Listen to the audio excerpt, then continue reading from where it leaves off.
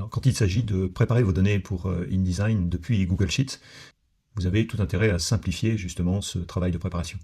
Et dans Google Sheets, tout repose justement sur les formules que vous allez pouvoir utiliser. Mais pas que. L'autre axe également de simplification, c'est l'usage des zones nommées. Ces zones nommées correspondent à une plage au départ que vous allez mémoriser, et l'appel justement de cette zone nommée va vous permettre non pas de mettre la référence de la cellule, mais tout simplement le nom que vous avez sauvegardé. Un exemple, dans ce tableau, nous avons donc ici deux listes déroulantes, une qui va nous permettre de sélectionner la langue de traduction, et l'autre la catégorie dans laquelle les produits justement sont à lister.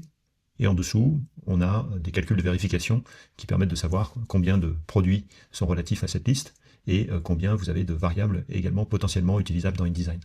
Le simple fait de changer de langue va automatiquement traduire les libellés, et vous permettre également, dans un même temps, de sélectionner la catégorie qui vous intéresse.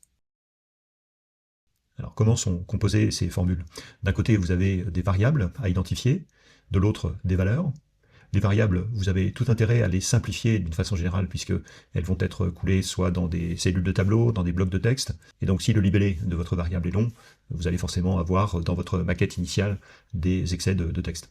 Donc ici, si on regarde ce tableau, en fait, vous allez voir qu'il n'y a qu'une seule formule par colonne, dans cette case et dans cette case. Et pourtant, cela propage ici 240 variables. La première va faire appel à filter, qui est un moyen en fait de venir récupérer des informations associées éventuellement à une chaîne de texte.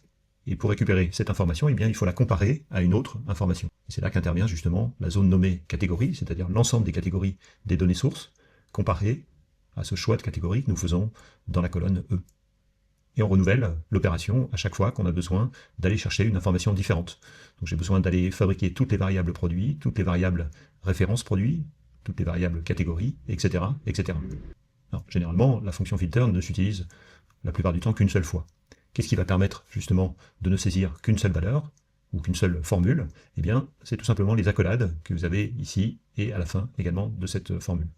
Et pour terminer, pour simplifier également la lecture de cette formule de calcul, eh bien, vous pouvez faire un retour à la ligne avec Alt ou Option, Entrée, qui vous permettra d'avoir une lisibilité quand même bien meilleure que si la formule était à rallonge et qu'il n'y ait pas suffisamment de place sur l'écran pour visualiser l'intégralité.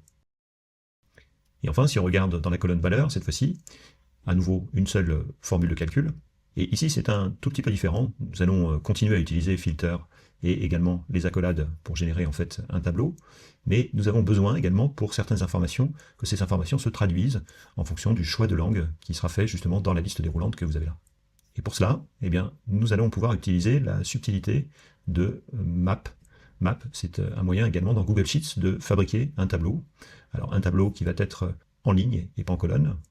Le point virgule que vous avez ici, en fait, va vous permettre justement de faire des lignes. Si vous mettez un anti-slash, vous aurez cette fois-ci une propagation du résultat en colonne. Donc je lui demande de créer justement ce tableau, et la fonction lambda que vous avez ici vous permet d'une manière générale de fabriquer vos propres formules de calcul.